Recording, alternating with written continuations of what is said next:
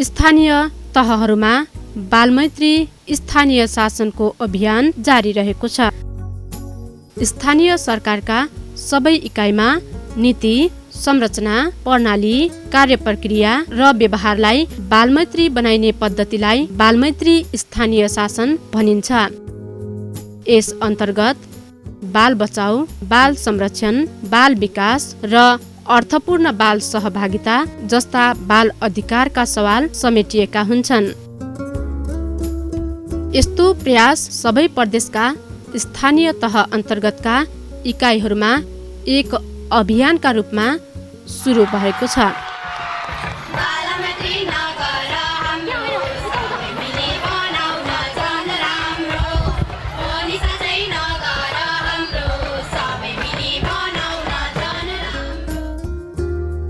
बाल अधिकारलाई संस्थागत गर्ने प्रारम्भ बिन्दुका रूपमा बाल भेलालाई लिन सकिन्छ।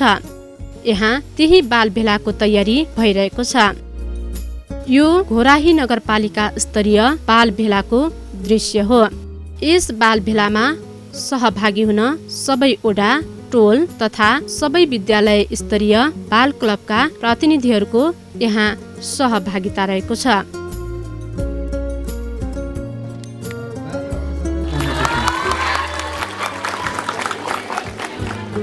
बाल भेला गर्ने बेला चाहिँ हामीले सबै बालबालिकाहरूले ओडामा रहेका अथवा नगरमा रहेका सबै विद्यालयका भाइ बहिनी अथवा टोल विकास संस्थाका बाल क्लबहरूबाट चाहिँ हामीले 2-2 जना 3-3 जना गरेर यसरी बालबालिका बोलाएका थियौँ र त्यसमा चाहिँ हामीले बालबालिका मिलाएर नै बोलाएका थियौँ। बाल भेला गर्दाखेरिका हामी 3वटा टुल्सहरू प्रयोग गरेका थियौँ, जुन राम्रो नराम्रो, सुरक्षित असुरक्षित र परिकल्पना भनेर हामीले 3वटा टुल्सहरू प्रयोग गरेर हामीले यसरी बाल भेला सुरु गरेका थियौँ।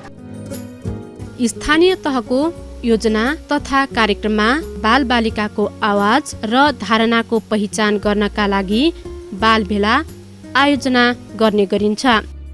सबै एकै हुनुपर्छ, सबै कार्यक्रममा आउनुपर्छ, सबैले आफ्नो कुरा गर्नुपर्छ। यस्तो बाल भेला ओडा स्तरीय र नगर तहमा गर्ने यहाँको अभ्यास छ। बाल भेलाका क्रममा बालबालिकाहरूले विभिन्न विधिबाट आफ्ना सरोकारहरू अभिव्यक्त गर्ने गर्दछन्। सबैभन्दा पहिले त शरीर नक्साङ्कन गरेर आफ्नो क्षमता मूल्याङ्कन गर्ने परिपाटी छ। बालभेला हुनुभन्दा पहिले के जिम्मेवारी गरिएको थियो र बालभेला पछाडि के गरियो, फरक छुट्याउने है। अनि त्यसै अब मुटु छ। मुटु भनेको के हो? भावना। भावनामा हुने परिवर्तन। 9 बजेका कुरा बुझाउनु पर्छ। बालबालिकाहरूले काम गर्नु पर्छ।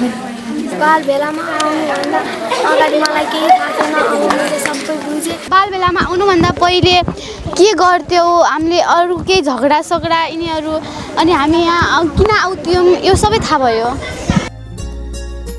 बालबालिका अब अलिकति बुझ्ने भइसकेपछि उनले पनि आफ्नो बाल क्लब गठन भइसकेपछि उनलाई के गर्नुपर्छ, क्लबमा कस्ता कस्ता काम गर्नुपर्छ त्यो जानकारी भइसकेपछि आफ्ना योजना छनौट गर्न उनले अहिले सक्षम भएका छन्।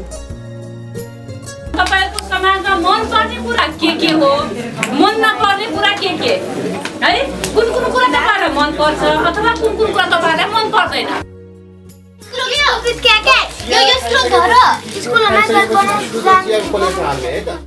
यहाँ बालबालिकाहरूले मन पर्ने र मन नपर्ने चित्र बनाएर आफ्ना स्थानीय तहका आवाज विचारलाई प्रकट गरिरहेका छन्।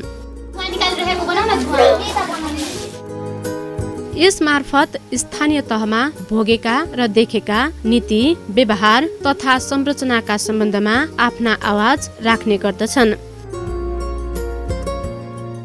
अब भने जोखिम नक्साङ्कन गर्ने पालो हो।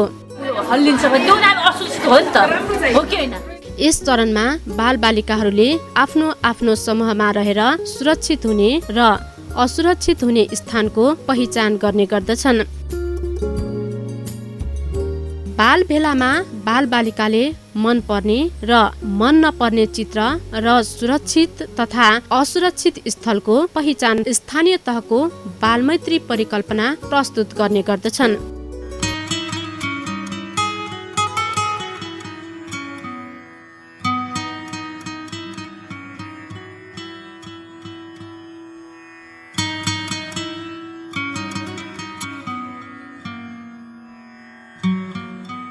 यिनै औजारका आधारमा बालबालिकाको सवाल र समस्याको पहिचान गर्ने गरिन्छ।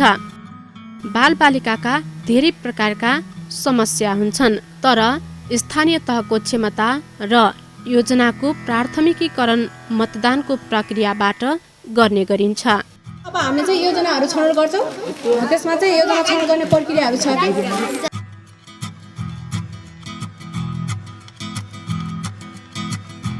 यसरी टुङ्गो लगाइएका योजना नै समग्रतामा बालबालिकाको वार्षिक योजना हो। तपाईँ निर्णय यही नै हुन्छ है। दोस्रोमा चाहिँ खेल मैदान निर्माण भनेर छ हो, अनि तेस्रोमा चाहिँ निःशुल्क शिक्षा होइन, अनि त्यसपछि चौथोमा चाहिँ शिक्षक शिक्षिकालाई बालमैत्री व्यवहार सम्बन्धी तालिम हो, चौथोमा त्यो छ भने पाँचौँमा चाहिँ पुस्तकालय स्थापना भनेर छ हो। यसरी छानिएका योजना तथा कार्यक्रमलाई स्थानीय सरकारको वार्षिक कार्यक्रममा समावेश गरेर लैजाने पद्धति नै बालमैत्री स्थानीय शासनको मुख्य अवधारणा हो। बाल भेलाले उठाएका यस्ता सवाल तथा समस्याहरू स्थानीय सरकारका विभिन्न अङ्गहरूसँग सम्बन्धित हुन्छ, जसलाई स्थानीय सरकारले सम्बोधन गर्ने परिपाटी अन्यत्र झैँ घोराही नगरपालिकामा पनि सुरु भएको छ। घोराही नगरपालिकामा बालमैत्री स्थानीय शासनसँग सम्बन्धित नीति अवलम्बन गर्ने नीति नगर परिषदको निर्णयअनुसार काम भइरहेको छ, जसअनुसार घोराही नगरपालिकाले आफ्नो अनुदानमा पुँजीगत बजेटमा 15% बालबालिकाका लागि बजेट छुट्याएर विनियोजन गर्ने गरेको छ र त्यसै अनुसार बालबालिकाले आफ्ना योजनाहरू बाल भेला मार्फत आफ्नो टोलमा भएका बाल क्लबहरूले ओडामा ल्याउँछन्, ओडाबाट बाल क्लबहरूले नगरस्तरीय बाल भेलामा आफ्ना योजनाहरू लिएर आएर तिनी योजनाहरूलाई बालबालिकाले आफ्ना मुद्दाहरू, आफ्ना योजनाहरू, आफ्ना विचारहरू, त्यहाँ भावनाहरू राख्नुहुन्छ। अनि तिनी योजनाहरू चाहिँ एकीकृत योजना तर्जुमा समिति हुँदै नगरपालिका बोर्ड गरेर नगर परिषदले तिनको सम्बोधन गर्ने गरेको छ। हाम्रो नगरपालिकालाई पनि बालमैत्री घोषणा गर्नको लागि हामीले विभिन्न हाम्रा संरचनाहरू, नीतिगत कार्यक्रमहरूमा बालमैत्री हिसाबले चाहिँ निर्माण गर्ने क्रममा रहेका छौँ। आगामी वर्षको बजेटले विशेष प्राथमिकता दिएको छ। त्यो प्राथमिकता अन्तर्गत ती हामीलाई प्राप्त पृष्ठपोषणहरूलाई पनि हामीले लिएर अगाडि बढेका छौँ। बालमैत्री स्थानीय शासनका बाल बचाउ, बाल संरक्षण, बाल विकास र अर्थपूर्ण बाल सहभागिताका 39 सूचक पूरा हुनुपर्दछ। यसका लागि शिक्षा, स्वास्थ्य तथा सरसफाइ एवं स्थानीय प्रशासन बीच समन्वय र सहकार्यको आवश्यकता पर्दछ।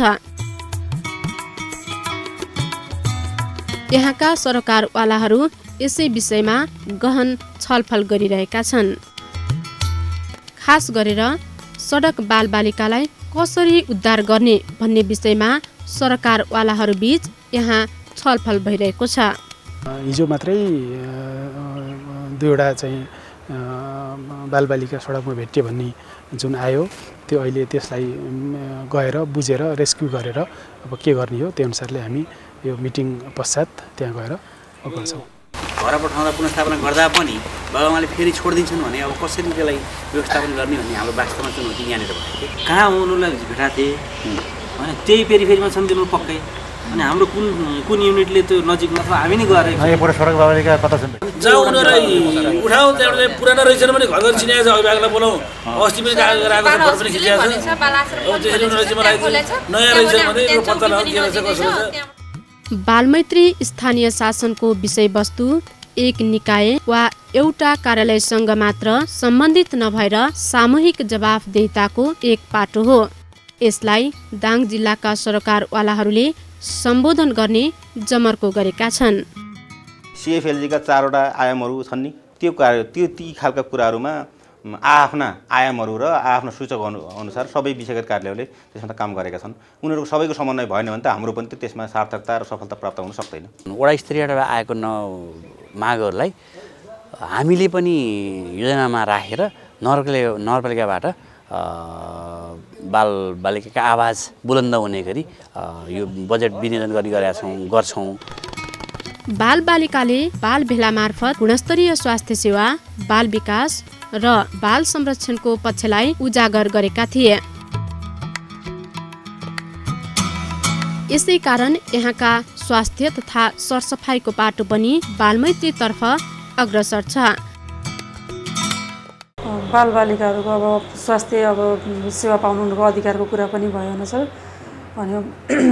अनि त्यस्तै गरी हाम्रो यो किशोर किशोरीको कुराहरू पनि छ, 18 वर्षभन्दा अनि बाल विवाहको कुराहरू पनि छ। अनि उनीहरूलाई चाहिँ हामीले अब यहाँ आउने बालबालिकाहरूलाई आउँछन्, किशोरीहरू पनि आउँछन्, उनीहरूलाई अब 20 वर्षभन्दा कम उमेरमा बिहा गर्न हुँदैन। यदि बिहा भइहाल्यो भने पनि 20 वर्षभन्दा अगाडि चाहिँ बच्चाहरू जन्माउन हुँदैन भनेर अब त्यो फ्यामिली प्लानिङतिर पनि इन्करेज गरिरहेको हुन्छ।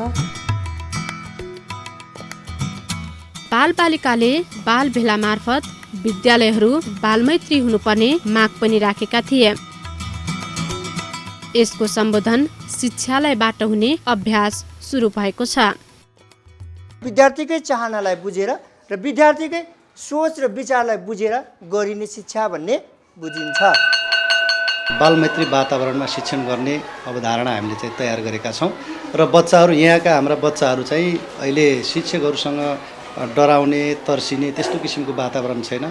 एकदमै चाहिँ फ्रेन्डली वातावरणमा हामीहरूको बच्चाहरू चाहिँ शिक्षकहरूसँग रहेको छ र जसले गर्दा बच्चाहरूले आफूलाई चाहिँ कुनै किसिमको मनमा लागेका धक्का कुराहरू पनि स्पष्ट रूपमा शिक्षकहरूलाई भन्ने किसिमको वातावरण छ। र त्यसको साथसाथै अन्य क्रियाकलापहरूमा पनि हामीले बच्चाहरूमा बालक र बालबालिकाहरूको बिचमा कुनै किसिमको विभेद गरेका छैनौँ। बालमैत्री तरिकाबाट लग्ने प्रयास चाहिँ गरिरहेको छौँ। बाल विवाह कतै बालबालिकाले पढ्न नपाउने अवस्थाहरू हुन्छ।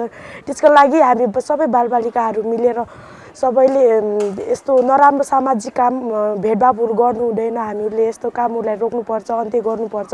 बालबालिकाहरूले पनि हक पाउनुपर्छ, अधिकार पाउनुपर्छ भन्ने जस्ता कार्यहरू गरेर हामीले प्रत्येक शुक्रबार सबै बाल क्लबका सदस्यसहित सबै बालबालिकाहरू मिलेर हामीले कार्यक्रमहरू सञ्चालन गर्दै गरेका छौँ र विद्यालयमा भएका समस्याहरूलाई हामीले आफ्नो कसरी त्यसलाई कसरी हामीले मौलिक रूपमा कसरी ढङ्गले अगाडि बढ्न सक्छौँ भन्ने जस्ता कुराहरू हामीले कार्यक्रमहरू गर्दैछौँ।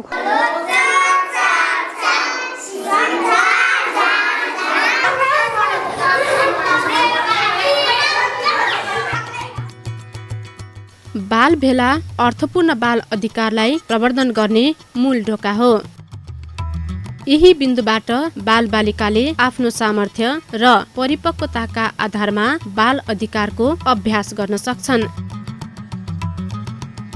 आयोजनाहरू ठिक ढङ्गले सञ्चालित भएको छ कि छैन भन्ने बारेमा बालबालिकाको चासो बढेको छ। त्यो हिसाबले हेर्दाखेरि के छ भन्दाखेरि सुशासन कायम गर्नलाई एउटा मद्दत पुगेको छ। अनि समुदायमा अर्को एउटा राम्रो प्रभाव के गरेको छ भन्दाखेरि हिजो हामीले जुन तरिकाले बालबालिकाहरूलाई हुर्कायौँ हैन, जानेर नजानेर हुर्कायौँ, अब त्यो तरिकामा जुन हामीले गलत गरिरहेको थियौँ त्यसलाई अब चाहिँ राम्रो तरिकाले हुर्काउनुपर्छ भन्ने खालको सोच, सबभन्दा ठुलो कुराको सोच चाहिँ त्यो बालबालिकाहरूमा अब सबैमा नहोला तर पनि हामी धेरै फड्को चाहिँ यहाँ मारेका छौँ नगरपालिका क्षेत्रभित्र हेऱ्यौँ भने। आगामी आर्थिक वर्षको निम्ति घोषणाको निम्ति नै बजेट घोषणा कार्यक्रमको निम्ति बालमैत्री नगर घोषणा कार्यक्रमको निम्ति त्यो लक्ष्य राखेर बजेट विनियोजन गरेको स्थिति भएको हुनाले मैले भन्न सक्छु आगामी 74-75 मा हामी चाहिँ बालमैत्री नगर घोषणा गर्न सक्छौँ। समृद्धि घर परिवार र समुदायबाट सुरु हुनुपर्दछ।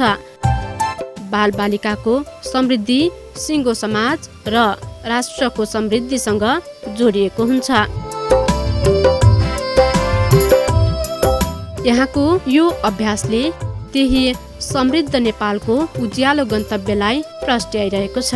बाल बचाओ, बाल संरक्षण, बाल विकासको अर्थपूर्ण सहभागिता सबै बालबालिकाको